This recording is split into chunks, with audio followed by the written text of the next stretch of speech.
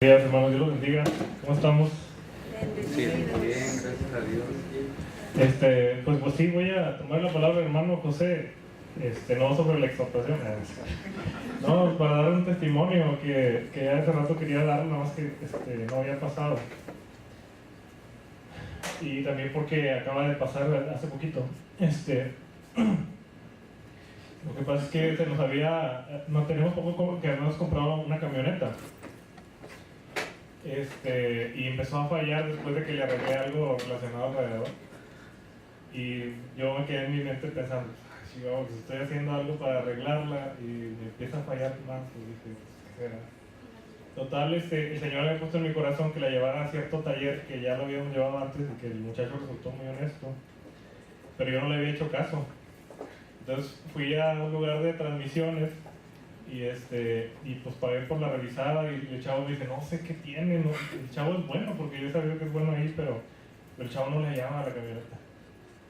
Entonces dije, pues vine con el que yo pensaba que era mejor y no sabe. Entonces, pues ¿con quién lo llevo? ¿Verdad? Y empecé a investigar, ¿no? Que te sale 16,000, 15,000 pesos arreglarlo. Y hace poquito mi esposa me infundió aliento ahí para que lo llevara con el chavo ese que ya había pensado yo. Y pues resultó que nada más que le faltaba aceite a la transmisión. Yo no soy, yo no le saco a lo de la mecánica, sí le entro, pero no sé por qué en esta ocasión yo no revisé bien eso. Y el Señor me hacía ver que a veces los problemas más que nosotros consideramos más grandes, aunque es la camioneta, es algo material, pero por el costo, a veces resulta que es algo bien sencillo de arreglar. Pero nosotros tenemos que tener esa sensibilidad de obedecer al Señor cuando nos está diciendo que hagamos cierta cosa. A veces puede ser nada más una palabra, ¿verdad?, que tengamos que decirle a alguien. A lo mejor pedirle perdón a alguien. Y eso arregla todo.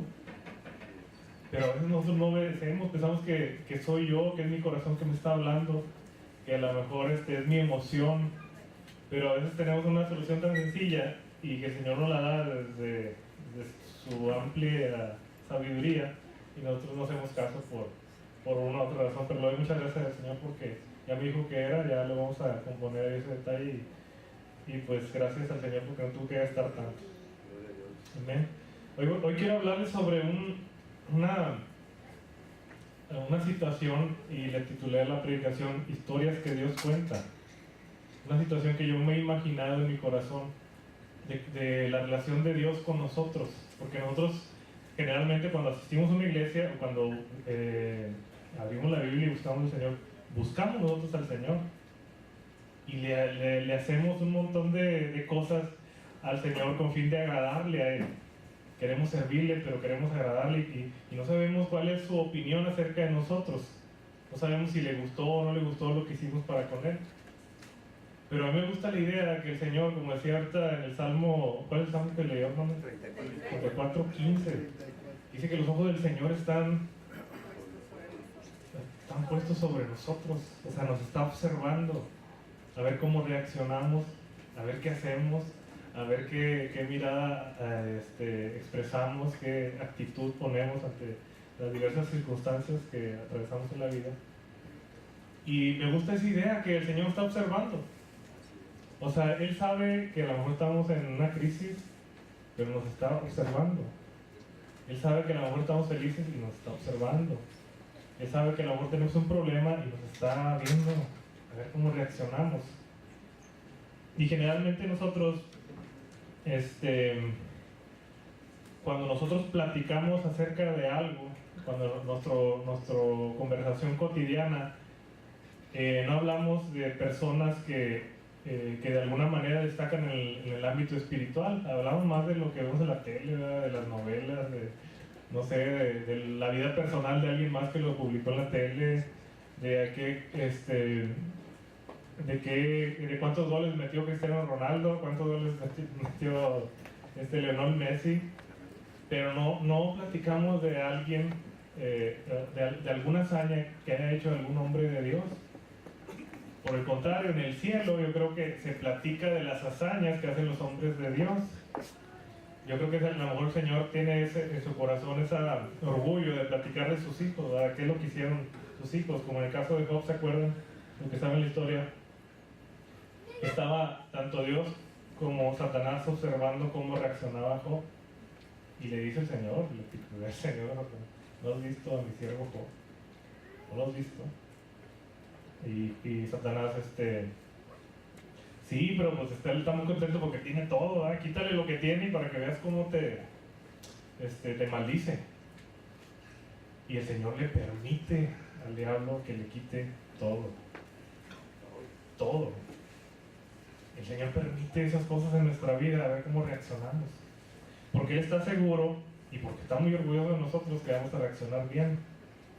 Entonces, nosotros como hijos de Dios tenemos que estar conscientes de eso. Nosotros ya no somos parte de este mundo. Nosotros como hijos de Dios tenemos siempre esa esperanza que Dios está permitiendo en nosotros las dificultades, las crisis, los problemas, la bendición, todo lo permite Él en nosotros con un propósito. A veces nosotros vivimos en este mundo como si de aquí nos fuéramos a quedar eternamente. Pero no, es pasajero, es un examen para la vida en el Espíritu. Y tenemos nosotros que estar conscientes de eso para saber vivirla. Hay una historia que me gusta mucho en Samuel 23, que habla sobre los valientes de David. Sí, más o menos la conocen. Bueno, aquí habla de las personas que le ayudaron a David a fundar su reino. Y se caracterizaban por ser muy valientes los condenados. Eran buenos para los fracasos. Pero había 3 de ellos que destacaban sobre todos los demás. Ellos hicieron ciertas cosas que por alguna razón los que estaban o que le seguían a ellos, los que le seguían después a ellos, querían imitarlos. Y dice la palabra muy puntualmente que hicieron ciertas cosas y fueron más allá que los 3 primeros, pero ninguno era como los 3 primeros. De alguna manera ellos crearon cierto renombre ahí en el área espiritual que nadie más pudo imitarlos. Vamos a buscar Samuel 23, 18 al 24. Sí, primero Samuel. Segundo Samuel, perdón. 23, 18 al 24. Segundo de Samuel.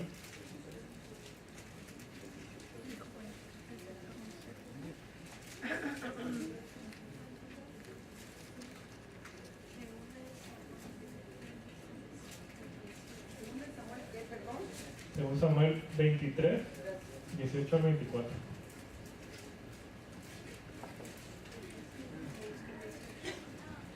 A lo mejor algunas hermanas van a pensar que la predicación es muy machista, pero quise enfocarme más en puros ejemplos de hombres para que veamos lo que Dios está esperando de nosotros como hombres. Pero de alguna manera, como dice la palabra, en el Señor no hay varón ni mujer, ¿verdad? O sea, nos podemos identificar en estos casos. Entonces vemos ahí un ejemplo de cómo los predecesores de los valientes de David quisieron imitarlos, pero la Biblia hace un paréntesis ahí, dice, pero ninguno como es, los 3 primeros. Dice, y Abisaí, hermano de Joab, hijo de Sarbia, fue el principal de los 30. Alzó su lanza contra 300, a quienes mató, y ganó renombre con los 3. Estamos hablando de los 3 primeros, ¿verdad? Él era el más renombrado de los 30 y llegó a ser su jefe, mas no igualó a los 3 primeros. Y después Benaía, hijo de Joiada, hijo de un varón esforzado, grande en proezas de Capsel, mató a 2 leones en Moab, y él mismo descendió y mató a un león en medio de un foso cuando estaba nevando. También mató a un egipcio, hombre de gran estatura, y tenía el egipcio una lanza en su mano. Pero descendió contra él con un palo, le arrebató el egipcio la lanza de la mano y lo mató con su propia lanza. Esto hizo Benaía, hijo de Joiada, y ganó el renombre con los 3 valientes. Fue renombrado entre los 3 valientes, pero no igualó a los 3 primeros. Voy a decir la palabra. Entonces vemos cómo el Señor hace diferencia entre uno y otro. Vemos cómo el Señor de alguna manera tiene escrito en su libro las acciones que nosotros hacemos y cómo van ganando renombre las acciones que nosotros hacemos para poder de alguna manera visualizarnos en el ámbito espiritual para que nos vayan conociendo en el ámbito espiritual. A lo mejor nosotros podemos haber obtenido una carrera, ¿verdad? Podemos haber hecho muchos logros aquí en la tierra, en este sistema de cosas, pero lo que al final de cuentas va a importar es qué hayamos hecho nosotros en el espíritu. Y si nosotros tenemos nuestra mente enfocada en eso, vamos a entender que lo que importa más que nada es cómo hemos andado en el espíritu. Nosotros no vamos a poder llevar nuestra carrera al cielo, ¿verdad? En el cielo no va a servir los licenciados en comercio exterior, no creo. No podemos llevar nuestro carro al cielo, ¿verdad? Nuestro carro se nos va a poner como a mí a la vuelta de la semana, Dios no quiera. Pero sí nos podemos llevar las obras que hayamos hecho en el espíritu. Y entonces, por consiguiente, nosotros tenemos que enfocar todas nuestras fuerzas a lo que hacemos en el espíritu, no tanto a lo que hemos hecho aquí en la tierra. Amén. Entonces, ¿cómo nosotros podemos ganar ese renombre en el reino de Dios? ¿Qué tenemos que hacer? ¿Qué tenemos que hacer para que en el cielo hablen de mí? Y cuando allá en el cielo se hable, digan, ¿ya viste a Efraín? Mi hijo, ¿ya lo viste? Y yo me encuentro. Y así el Señor nos está viendo constantemente, como decía el salmo que leíamos. Constantemente está viendo qué hacemos. Y el Señor, pues, orgulloso de nosotros, habla sobre nosotros. ¿Cómo se puede ganar el renombre en el reino de los cielos? Hay muchos ejemplos, yo escogí algunos de ellos, vamos a platicar sobre eso. Y el primero que puse es mediante la prueba, la bendita prueba. ¿Cómo nosotros podemos ganar renombre en el cielo? ¿Cómo el Señor puede platicar esas historias de nosotros, pero allá en el cielo? Vamos a buscar Génesis 22, 1 al 22.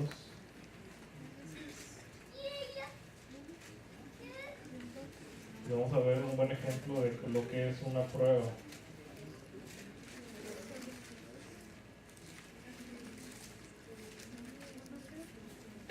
Génesis 22, 1 al 22.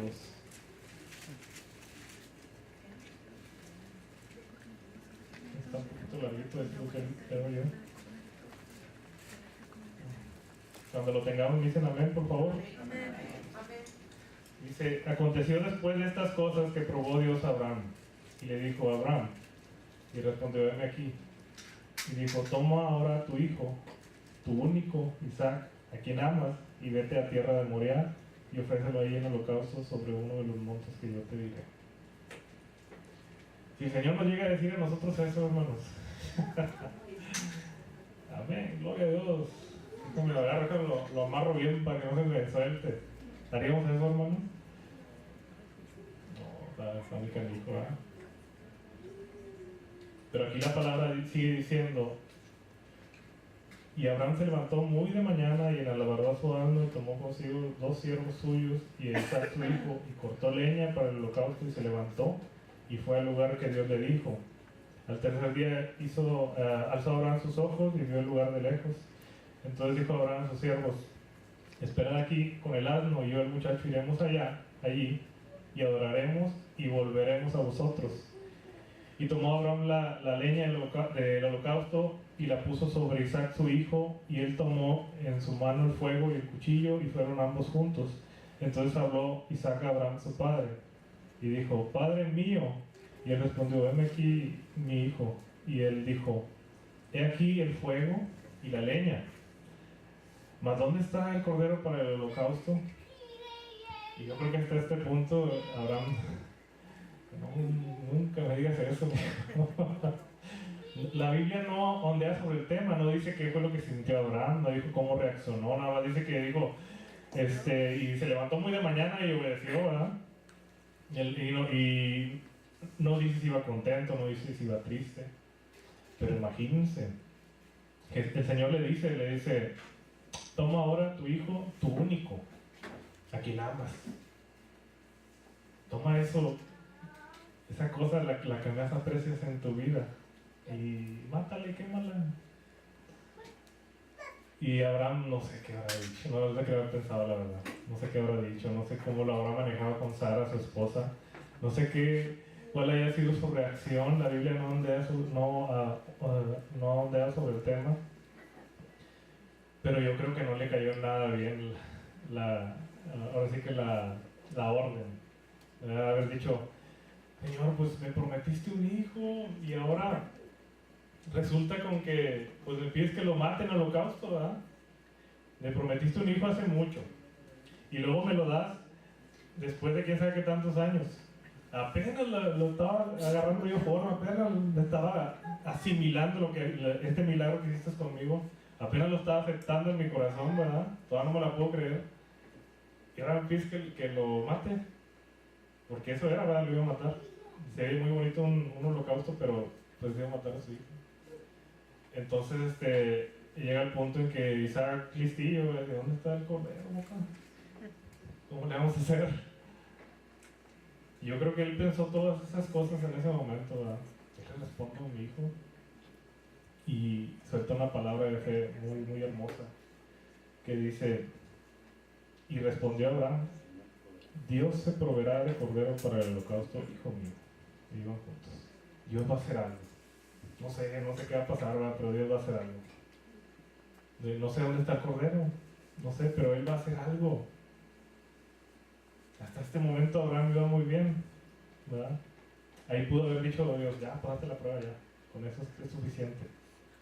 Pero no, dejó que siguiera. Y a veces así nos pasa a nosotros, ¿no, hermanos?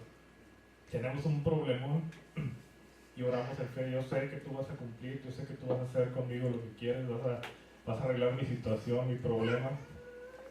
Pero llega el fin de la oración y abrimos los ojos a ver si ya se resolvió el problema y no pasa nada, ¿verdad? Pero esa actitud de nosotros en fe, el Señor la ve. Eso provoca que pase algo a futuro y que nosotros podamos recibir eso que estamos buscando, eso que estamos esperando, ¿verdad? Que muchas de las veces ni siquiera es que se resuelva la situación, sino tener esa paz en nuestro corazón del conflicto, de la crisis que estamos pasando.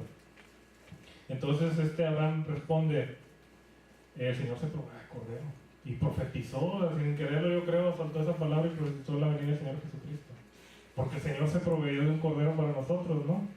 Estábamos muertos en nuestros delitos y pecados y el Señor se proveyó de un cordero para perdonarnos. Amén.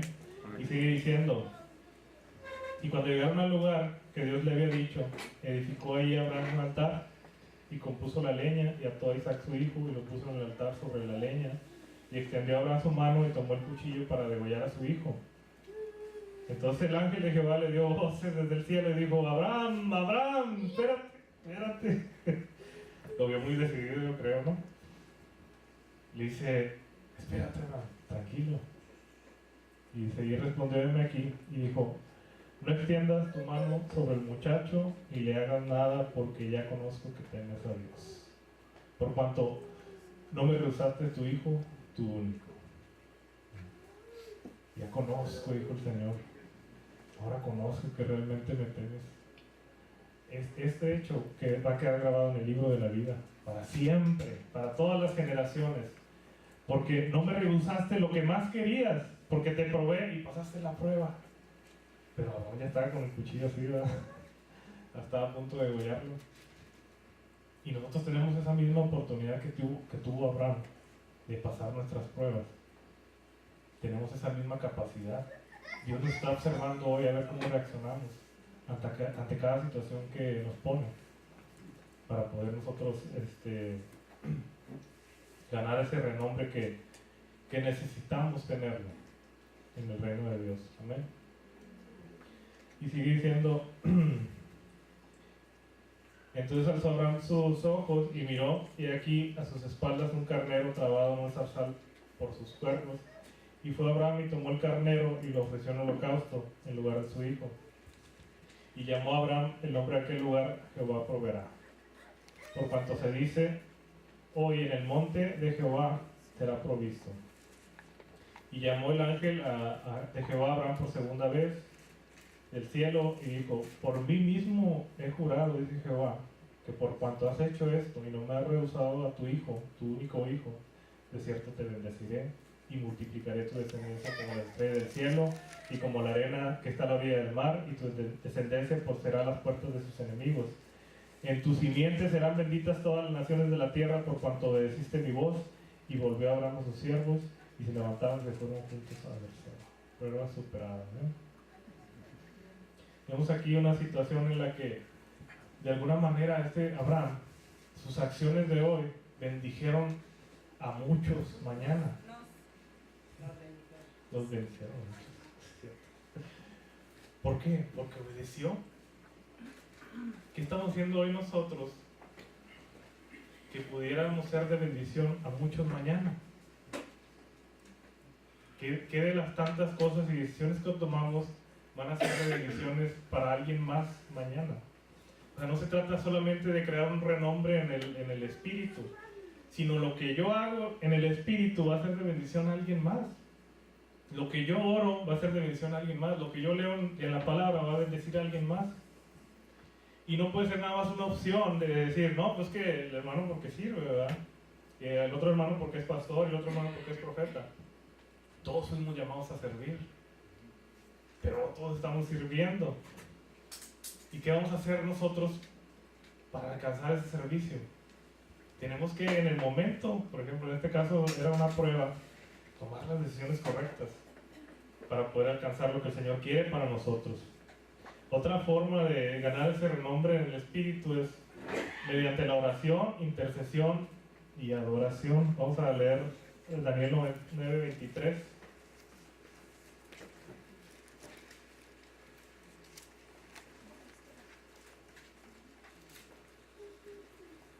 9:23.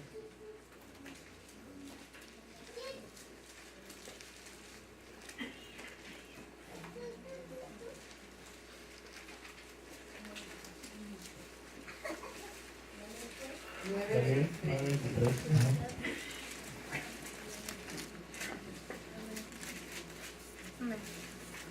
Entonces ya vimos que con Abraham en los cielos se le conoce como el padre de la fe, y nosotros también le conocemos así, ¿verdad?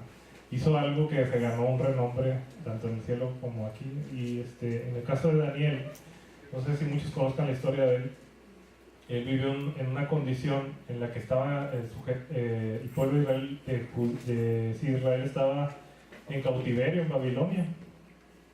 Entonces él no estaba en una condición de libertad, estaba en una condición de esclavo. Sin embargo, en esa condición de esclavo, él gana ese renombre, él destaca sobre sus demás sus demás compatriotas por algo que hace. Y en esta ocasión, en lo que vamos a leer, él se encontraba orando por el pueblo de Israel, se encontraba pidiendo perdón por los pecados del pueblo de Israel, se encontraba rogando y que de repente se le aparece un ángel. Y una de las palabras que le dice es la siguiente, dice: al principio de tus ruegos fue dada la orden y yo he venido para enseñártela, porque tú eres muy amado. Entiende pues la orden y entiende la visión, y le empieza a revelar muchas cosas acerca de lo que el plan de Dios, el plan que Dios tenía para con él. Pero me llama la atención esto que dicen acerca de él: porque eres muy amado, porque en el cielo tú eres muy amado, porque en el cielo cuando se habla de ti, te amamos. ¿Qué pensamos nosotros que se dice de nosotros en el cielo?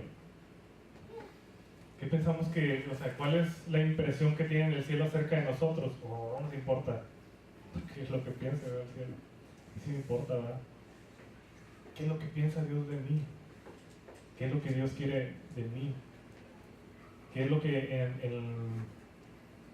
en mi servicio el Señor espera que yo haga? ¿Cómo se expresa el Señor de mí? Efraín, ¿eres muy amado? ¿O cómo se expresa? Es lo que tenemos nosotros también que tener en mente. Cómo nosotros quisiéramos que nos conocieran. Y en esta ocasión vemos que a Daniel lo encuentran orando y intercediendo y llorando, ¿verdad?, por el pueblo. Así el Señor lo vio. Y dice: yo te amo mucho. Nosotros te amamos mucho en el cielo. Amén. También podemos crear renombre por medio de una fe extrema. Vamos a ver Mateo 14, 16 al 29. ¿Mateo qué? Mateo 14, 16 al 29.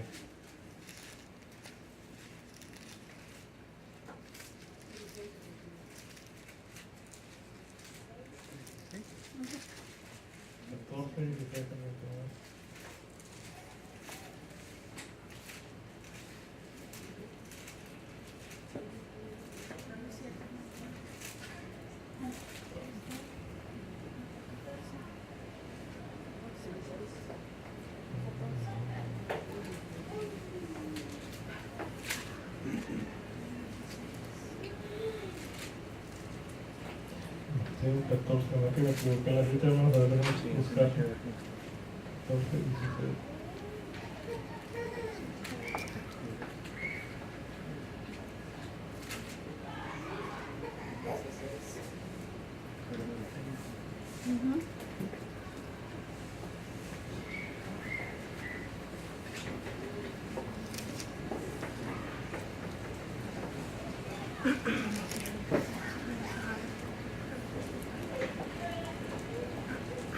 Bueno, ahorita les doy la cita. El asunto es que en esta ocasión estaba, ya lo conocemos toda la historia, estaba Pedro en la barca y los demás discípulos, entonces ven a Jesús que viene caminando en las aguas, ¿no? Pero ven, y primero lo ven y pensaron que era un fantasma y dicen, ay, es un fantasma, viene caminando un fantasma. 14:26. 14:26. No, 14, gracias, hombre. Y resulta que no, ¿verdad? Que era Jesús, pero le dice Jesús, tranquilo, soy yo. Y Pedro le dice, o sea, el atrevido Pedro le dice, si eres tú, dime que vaya yo sobre las aguas, o sea, que camine contigo. Y le dice, pues vente. Y aquel aventado, pues, se avienta al agua y empieza a caminar. Y pues ya después pasa que o sea, le entra temor y se empieza a hundir y el Señor le dice, hombre de poca fe, pero yo les aseguro que nadie en este mundo sabe o supo, ¿verdad? Y sabrá, yo creo, la experiencia de caminar sobre las aguas más que Jesús y Pedro. Entonces vemos aquí una persona que de alguna manera, se quedó escrito en la palabra, se atrevió a creerle al Señor y se puso a caminar en el agua, ¿verdad? Y a mí me llama mucho la atención porque nosotros tenemos también esa posibilidad hoy de que el Señor nos invite a hacer cosas diferentes, cosas extremas, cosas que sean difíciles y que nos aventemos, ¿verdad? Y que a lo mejor si estamos en el proceso y no llegamos o nos falla la fe o no sé, como quiera la experiencia te queda en tu corazón, ¿verdad? De haber creído en el Señor. Y les aseguro que cuando después se platicaba de Pedro y de su hazaña, a lo mejor muchos se burlaban, ¿verdad? Porque ese Señor no tuvo la suficiente fe. A lo mejor otros no decían, Pedro caminó en el agua. Y en el cielo lo conocían como tal. ¿Amén? Entonces vamos a buscar la siguiente forma de crear a lo mejor un renombre en el ambiente espiritual. Y es por medio de la sujeción y cobertura espiritual. Muchas veces no se habla ya de eso, muchas veces últimamente no nos gusta que nos hablen acerca de la obediencia, de la sujeción, de estar, de no ser rebeldes, de no estar bajo la autoridad de alguien más. Y eso es porque yo siento como que actualmente en el mundo se habla de eso y no queremos, ¿verdad? Nuestro espíritu se revela, nosotros queremos nos queremos muy listos como para no tener la necesidad de que alguien dirija nuestra vida, nuestros pasos. Pero en el Señor, o sea, como hijos de Dios, nosotros siempre necesitamos dirección de alguien.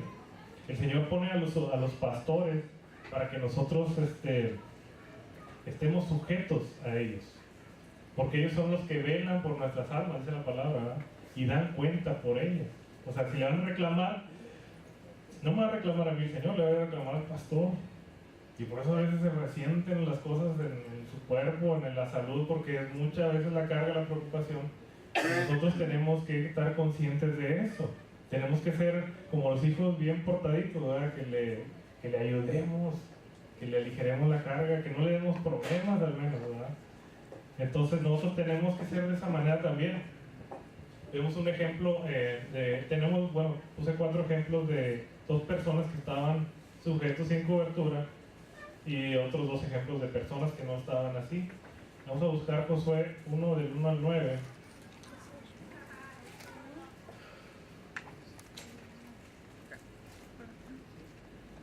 Josué 1 del 1 al 9.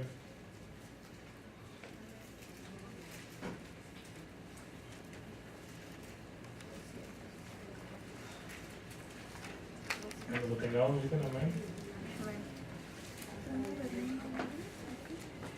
Dice, aconteció después de la muerte de Moisés, siervo de Jehová, que Jehová habló a Josué, hijo de Nun, servidor de Moisés, diciendo: mi siervo Moisés ha muerto, ahora pues levántate y pasa este Jordán tú y todo este pueblo a la tierra que yo les doy a los hijos de Israel. No os he entregado como lo había, yo os he entregado como lo había dicho a Moisés, todo el lugar que pisare la planta de vuestro pie, desde el desierto del Líbano hasta el gran río Éufrates, toda la tierra de los Eteos, hasta el gran mar donde se pone el sol, será vuestro territorio.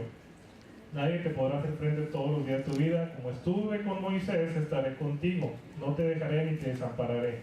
Esfuérzate y sé valiente, porque tú repartirás este pueblo por heredad la tierra de la cual juré a sus padres que le daría a ellos. Solamente esfuérzate y sé muy valiente para cuidar de hacer conforme a toda la ley que mi siervo Moisés te mandó. No te apartes de ella ni a diestra ni a siniestra, para que seas prosperada en todas las cosas que emprendas. Nunca se apartará de tu boca este libro de la ley, sino que de día y de noche meditarás en él, para que guardes y hagas conforme todo lo que está escrito, porque entonces harás prosperar tu camino y todo te saldrá bien. Mira que te mando, que te esfuerces y seas valiente, no temas ni desmayes, porque Jehová tu Dios estará contigo por donde quiera que vayas. Amén. Entonces, en esta ocasión, Moisés había muerto. Y no, había que poner un sucesor de Moisés. El Señor, yo creo, como dice el Salmo, estuvo buscando a ver quién es el bueno, y vio a Josué. ¿Pero por qué? Si nos ponemos a leer toda la historia de Josué, vemos un Josué que se la vivía con Moisés, le aprendía a Moisés, estaba sujeto a Moisés, dice la palabra que le servía a Moisés. Todo el tiempo estaba ahí con él, aprendiendo de cómo se desarrollaba él, cómo tenía su relación con Dios, cómo platicaba con Dios, cómo veía él a Dios. Y de alguna manera el Señor dijo, pues el más apto para este trabajo es Josué. ¿Por qué? Porque estuvo sujeto, estaba bajo la cobertura de Moisés. No hay otro más que él. Entonces nosotros, ¿cómo vamos a querer que el Señor nos delegue ciertas cosas si no estamos bajo la cobertura y no estamos bajo la sujeción, ¿verdad? Somos, como quien dice, venimos a la iglesia cuando queremos, o hacemos las cosas como queremos, ¿verdad? No sé, cualquier cosa, pero que de alguna manera no estamos bajo esa cobertura, no estamos bajo esa sujeción. Entonces ve el Señor a Josué y le dice: esfuérzate y sé valiente, porque tú le sigues a Moisés. Y aquel, ay Dios. Pero bueno, pues era un gran honor, ¿verdad?, recibir ese cargo. También vamos a leer otro ejemplo en 2 de Reyes 2, 8 al 15.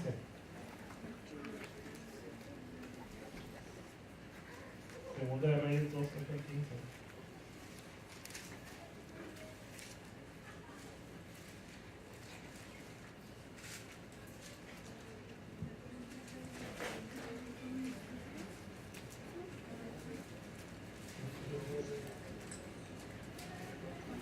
Dicen amén cuando lo tengamos.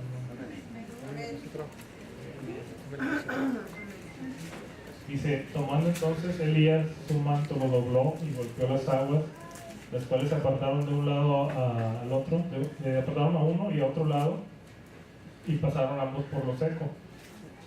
Cuando había pasado, Elías dijo a Eliseo: pide lo que quieras que haga por ti antes de que sea yo quitado de ti. Y dijo Eliseo: te ruego que una doble porción de tu espíritu sea sobre mí. Y él le dijo: cosa difícil has pedido. Si me vieres cuando fuera quitado de ti, tú serás hecho, te será hecho así. Mas si no, pues no, ¿eh? Y aconteció que ellos, yendo y hablando, de aquí un carro de fuego con caballos de fuego apartó a los dos. Elías subió al cielo en un torbellino. Viéndolo, Eliseo clamaba: Padre mío, oh carro de Israel y su gente de a caballo. Y nunca más le volvió nunca más le vio. Y tomando sus vestidos lo rompió en 2 partes, alzó luego el manto de Elías que le había caído, y volvió y se paró a la orilla del Jordán. Y tomando el manto de Elías que se le había caído, golpeó las aguas y dijo: ¿dónde está Jehová, el Dios de Elías? Y así que hubo golpeado del mismo modo las aguas, se apartaron a uno a otro lado, y pasó Eliseo. Viéndole los hijos de los profetas que estaban en Jericó al otro lado, dijeron: el espíritu de Elías reposó sobre Eliseo. Y vinieron a recibirle y se postraron delante de él. Entonces vemos otro ejemplo de otro de los grandes siervos de Dios. Yo creo que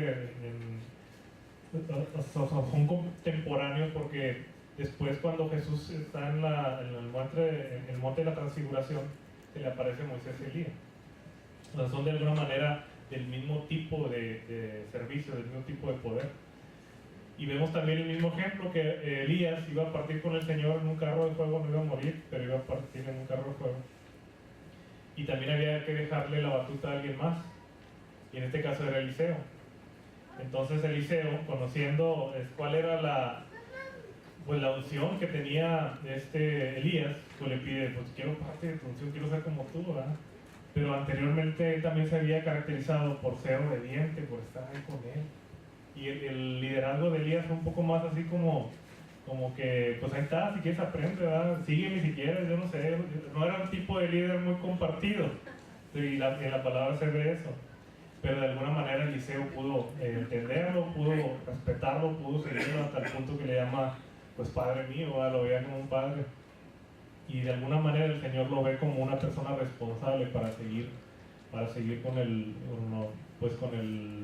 servicio que Dios tenía con ellos.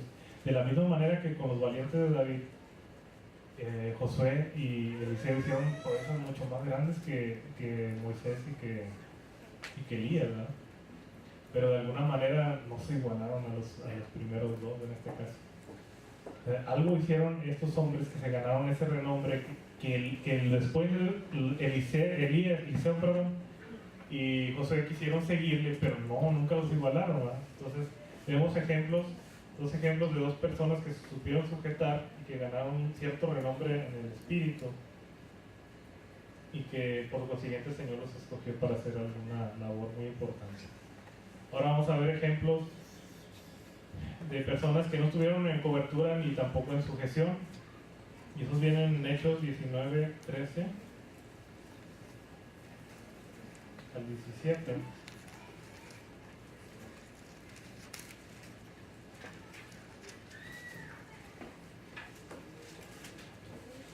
Hechos 19, 13 al 17.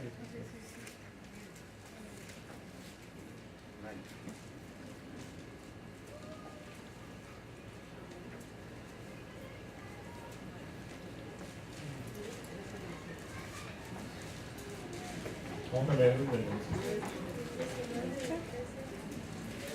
Vamos a leer desde el 11 para entenderle mejor la historia.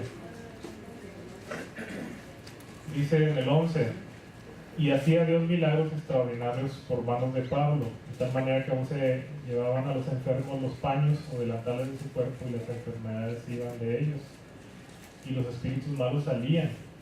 Pero algunos de los judíos, exorcistas ambulantes, intentaron invocar el nombre del Señor Jesús sobre los que tenían espíritus malos, diciendo: os conjuro por Jesús, el que predica Pablo. Y había 7 hijos de un tal Esceva, judío, jefe de los sacerdotes, que hacían esto. Pero respondiendo el espíritu malo dijo: a Jesús conozco y sé quién es Pablo, pero vosotros quiénes sois. O sea, no solamente es cuestión de lo que el Señor los conozca, sino que también los conozca el enemigo. O sea, conocían a Jesús, ¿verdad? ¿Quién no va a conocer a Jesús en el espíritu? Se le dio la marca a todos. Conocían a Pablo porque también había sido operado, había sido perseguido, había sido azotado, ¿verdad? Hizo un renombre en el espíritu. Pero ¿estos quiénes son? los demonios. Dice la palabra que los que entraron en ellos y les hicieron mucho mal, ¿verdad? Salieron todos traumatizados de ese evento. Entonces no cualquiera puede aventarse a orar por un endemoniado. No cualquiera puede, a veces decimos, por fe voy a orar por tal persona, y salimos todos traumados de esta situación. ¿Por qué? Porque nosotros tenemos que crear ese renombre en el espíritu para saber combatir en el espíritu. No podemos nosotros ir sin la palabra de Dios, no podemos ir sin haber orado, no podemos ir sin haber intercedido por ciertas cosas. Porque el espíritu tiene poder también, el espíritu enemigo tiene poder. Si vamos sin el Señor, perdemos; si vamos con el Señor, ganamos, ¿verdad? Entonces en este caso, pues ahí perdieron a estos chavos, ¿verdad? Porque pues no entendieron que no se trataba nada más de decir en el nombre de Jesús, sino conocer ese nombre, conocer su poder, saber qué tanto poder tiene, ¿verdad? Fluir en él, tener la fe, haber participado de su gloria. Y para eso Todos tenemos que hacerlo, hermano. Todos somos hijos de Dios, todos tenemos que experimentarlo en alguna otra medida, en algún tiempo o en otro. Tenemos nosotros que tener esa experiencia. Y cuando se diga de nosotros, ¿quiénes son? Pues conozco a Efraín, ya me he levantado unos 2 tiritos ahí con él. Conozco al hermano José, conozco a Magdalena, conozco a los hermanos, ¿verdad? Los conozco. Y ya no cualquiera, ahora sí que nos ningunea. Tenemos otro ejemplo también de personas, de una persona que intentó fluir sin sujeción, ¿verdad? Sin tener una historia con el Señor. Está en Hechos 8:17.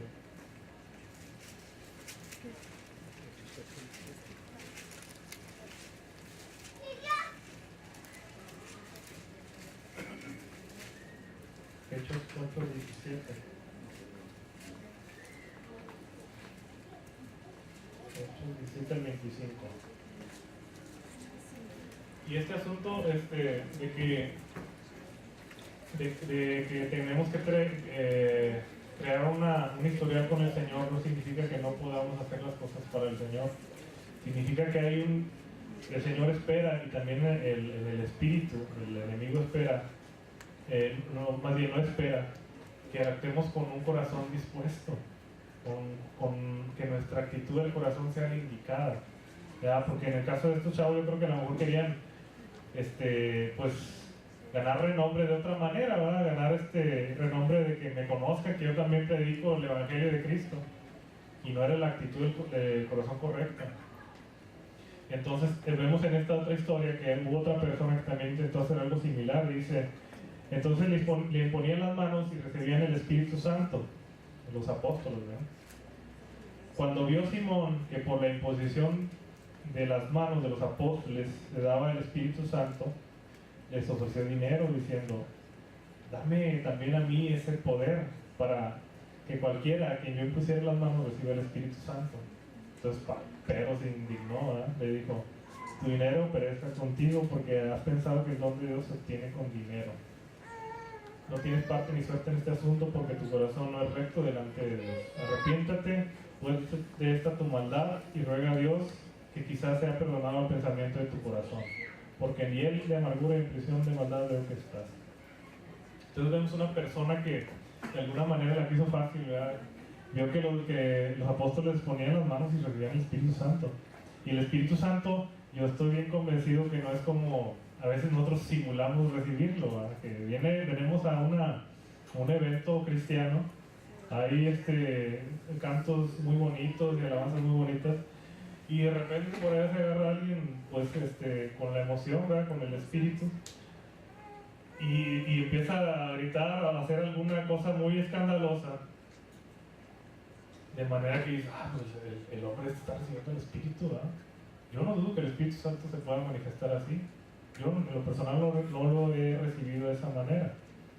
Pero luego me pregunto yo, se levanta el hermano, se quedó tirado como media hora sollozando y llorando, y se levanta y sigue siendo el mismo. Entonces me pregunto, ¿pasó algo espiritual ahí? ¿Fue el Espíritu Santo? O sea, eso es lo que nosotros tenemos que ser sinceros con el Señor. En los tiempos antiguos, cuando el Espíritu Santo se recibía, empezaban a hablar en lenguas. O sea, no nomás hablaban una lengua que nadie entendía, hablaban en inglés, por ejemplo. Hablaban en arameo, hablaban en griego.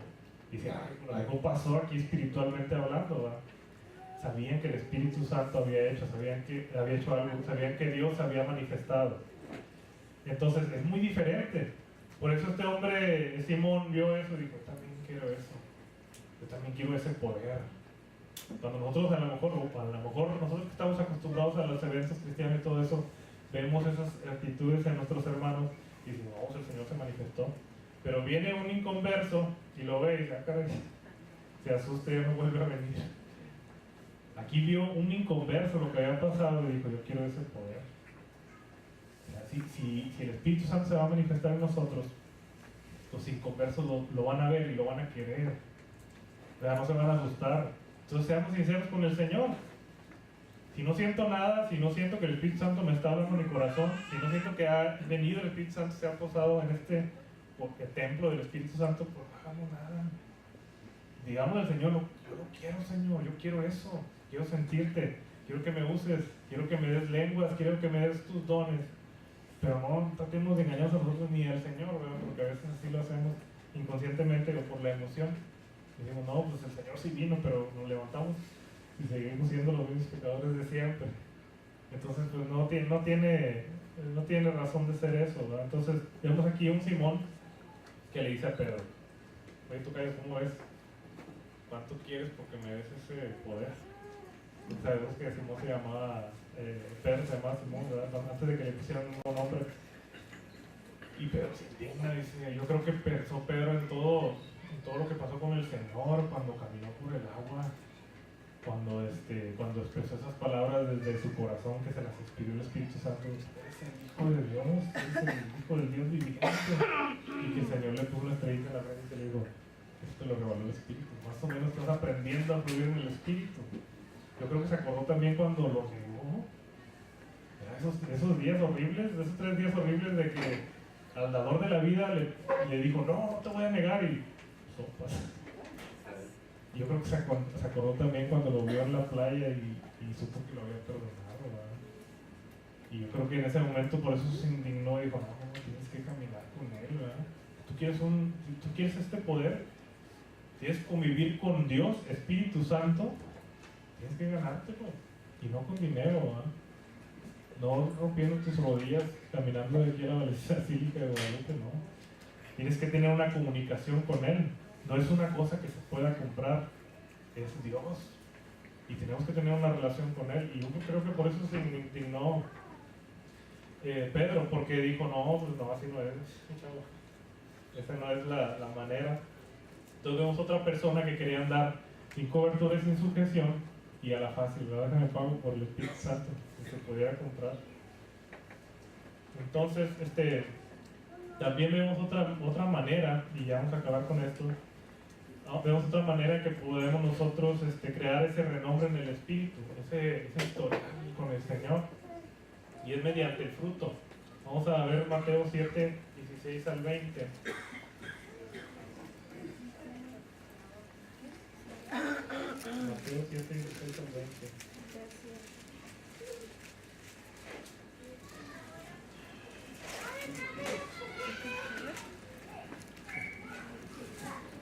Mateo 7, 16 al 20. Amén. Dice el Señor Jesucristo, por sus frutos los conoceréis. ¿Acaso se recogen uvas de los espinos o higos de los abrojos? Así todo buen árbol da buenos frutos, pero el árbol malo da frutos malos. No puede el árbol buen árbol dar malos frutos, ni el árbol malo dar buenos frutos. Todo el árbol que no da buen fruto es cortado y echado al fuego. Así que por sus frutos los conoceréis. O sea, ¿cómo nosotros podemos saber que alguien es realmente espiritual, alguien realmente enviado por Dios, mensajero de Dios para nosotros? Por sus frutos, ¿verdad? ¿Qué es lo que hacen? Y los frutos es muy diferente a los dones, porque a veces nos confundimos. Los dones es un regalo de Dios a nosotros para servirle, algo que Él nos capacita, nos da. Y nosotros a veces hasta inconscientemente lo hacemos o servimos en esos dones, pero el fruto es muy diferente. El fruto cuesta.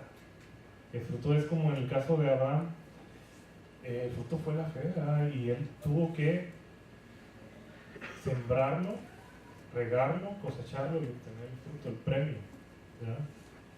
Más adelante ¿cómo digo la cita? Es Marcos 11, 13 o 14. Tenemos un ejemplo de lo que el Señor espera de nosotros. Entonces aquí ya se está convirtiendo más el renombre, no como una chiflazón de los otros cristianos que queramos ganar un renombre en el cielo, sino de que es una imposición del Señor a nosotros para que nosotros la obtengamos ese renombre, porque vamos a ser de bendición a muchos. Y dice Marcos 11, 13 al 14.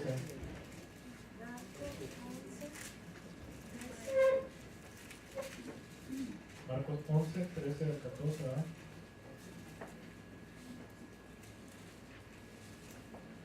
Dice, y al día siguiente, cuando salieron de Betania, tuvo hambre. O sea, Jesús, y viendo de lejos una higuera que tenía hojas, fue a ver si tal vez hallaba en ella algo. Pero cuando llegó a ella no halló sino hojas, pues no era tiempo de higos. Entonces Jesús dijo a la higuera: nunca más coma nadie fruto de ti. Y lo oyeron sus discípulos, ¿Quién sabe? El Señor Jesucristo siempre que yo lo visualizo, lo veo pues con la gracia que nos vino a traer, ¿verdad?, la salvación. Siempre lo veo con una actitud de misericordia para con nosotros. Yo creo que muchos de nosotros lo vemos igual. Pocas veces lo veía enojado yo en las escrituras. Lo vi una vez enojado cuando hizo ese acto de cuerdas y sacó todo del templo, ¿verdad? El celo de su casa lo consumía, estaba enojado. Y en esta otra ocasión también le veo una actitud así como molesta, que dice que nunca nadie coma fruto de ti, porque llegó una situación en la que él esperaba encontrar un fruto y no lo halló.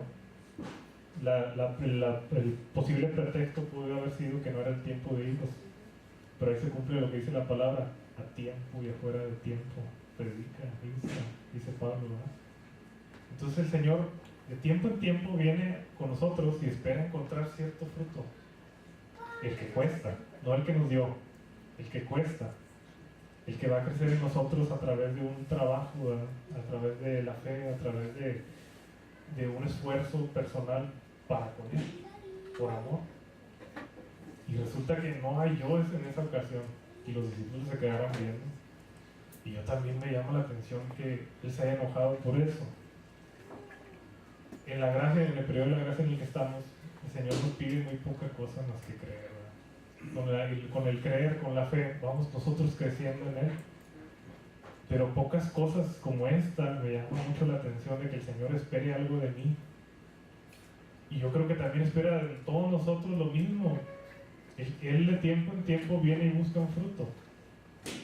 Y el fruto no solamente son los frutos del Espíritu que menciona la palabra. El fruto puede ser también a lo mejor un cambio de actitud. ¿Cuánto tiempo tienes sin tomar? ¿Cuánto tiempo tienes sin pecar? ¿Cuánto tiempo tienes sin fumar? No sé. ¿Cuánto tiempo tienes sin hacer ese pecado? Él viene de tiempo en tiempo y ve y dice: mira que se regocija en su corazón. ¿Cuánto tiempo tienes obedeciendo? ¿Verdad?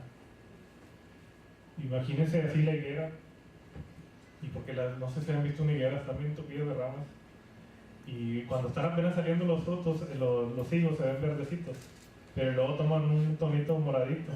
Entonces uno cuando se acerca anda buscando y ve puras hojas, ¿verdad?, y los ojotes están así, y ves uno y ay, papá, se siente una sensación muy rica, muy saludable. Me gustan mucho los higos, ¿verdad? Hay gente que no le gusta. Pero en esta ocasión, en el tiempo bíblico, era muy común una higuera, y llegar a una higuera y buscar, y con hambre, porque satisface mucho cuando comes el higo, pues satisface tu apetito, y el que buscar al Señor, y tenemos a Dios buscando fruto en nosotros. O sea, si nosotros deberíamos entregárselo como rey que es, ¿verdad?, llevarle de tiempo en tiempo: mira, Señor, aquí está, es tuyo. El Señor andaba buscando y se molestó: no hay fruto aquí, que nadie más coma de ti fruto. Y entonces tenemos que tener cuidado con eso, que el Señor, como dice otra vez volviendo al Salmo, que estuvo muy bueno, hermano, está observando todo el tiempo qué es lo que hacemos, qué es lo que no hacemos. Entonces hasta este punto, hermanos, vemos que ya el renombre ya no es una opción. El renombre ya es como ir la milla extra, ¿verdad? Es servirle al Señor, tener fruto, pero hacerlo con excelencia, hacerlo muy bien, hacerlo con el corazón dispuesto. Y cuando el Señor venga, vea los frutos así, ¿cómo se llaman los primeros frutos los primeros higos que dan? No sé si ustedes sepan. En la primera temporada le llaman de una manera diferente porque están muy grandotes. Ya después son higos. Entonces, que el Señor encuentre ese tipo de fruto de nosotros. Que si el Señor viene de tiempo en tiempo, que ahorita mismo nos está observando a ver qué frutos tenemos, que vea el fruto ese de, mira, aquí sí hay, aquí también. Y que lleguemos hasta el punto de que nosotros mismos se lo ofrezcamos, ¿verdad? Mira, Señor, aquí está, hice eso para ti, hice aquello para ti. Amén. Entonces vamos a concluir. Y dice en Mateo 6:20 al 22, el mismo Señor Jesucristo nos dice, 6:20 al 22.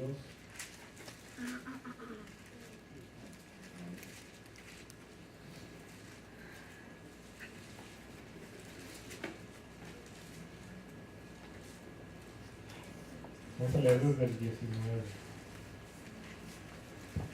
Dice, no os hagáis tesoros en la tierra, donde la polilla y el orín corrompen, donde los ladrones minan y hurtan, sino haceos tesoros en el cielo, donde ni la polilla ni el orín corrompen, donde los ladrones no minan ni hurtan, porque donde esté vuestro tesoro, ahí estará también vuestro corazón. Dice la palabra en Mateo 6:33, a buscar primeramente el reino de Dios y su justicia, y todas las cosas vendrán por añadidura. ¿Qué buscamos nosotros hoy? ¿Qué pedimos al Señor cuando nos hincamos a orar? ¿Qué es lo que queremos que Él nos ayude? El Señor nos dice, busca primero el reino, o sea, que tu corazón esté en el reino, que tu esfuerzo esté en el reino de Dios, que todo lo que tú vas a hacer, primeramente hacer el reino de Dios, y todas esas cosas que tú esperas van a venir por añadidura. Entonces nosotros tenemos esa oportunidad hoy también como estos hombres de Dios, de poder crear ese renombre, pero no solamente eso, sino de ser bendición para muchos. En Samuel 23, 9-10 habla de una persona, me llama mucho la atención este hombre, de los valientes de David, que dice que en una ocasión peleó contra quién sabe tantas personas, ¿verdad? Peleó tan fuerte, tan duro, tan entregado, que al terminar la batalla, porque ganó, él solo, así de entender la palabra, se le quedó la mano pegada a la espada. Dice en otra versión, intrincada la mano. Estaba pegado, yo creo que todavía bien embarajinado. Y ese fue uno de los 3 valientes que ganaron renombre. Entonces, veo esta persona que de alguna manera demostró algo al pueblo de Israel, que finalmente su acción quedó grabada en la Biblia.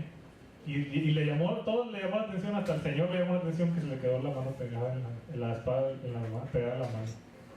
Y quiera Dios que hoy en estos tiempos, esa espada del Espíritu también quede pegada, no solo en nuestra mano, cuando traerla ahí en la Biblita como todos los buenos cristianos, sino también en nuestro corazón. Que peleemos de tal manera esta guerra, porque es una guerra espiritual todos los días, que esa espada quede pegada en nuestro corazón. Y que cuando lleguemos al cielo, no lleguemos, como dice la palabra, con vergüenza, que sepamos quiénes somos en el Espíritu y quién sabe qué premio nos tendrá el Señor por allá. Amén. Dios los bendiga, hermanos, espero que les haya sido de bendición y peleemos esta guerra. Amén.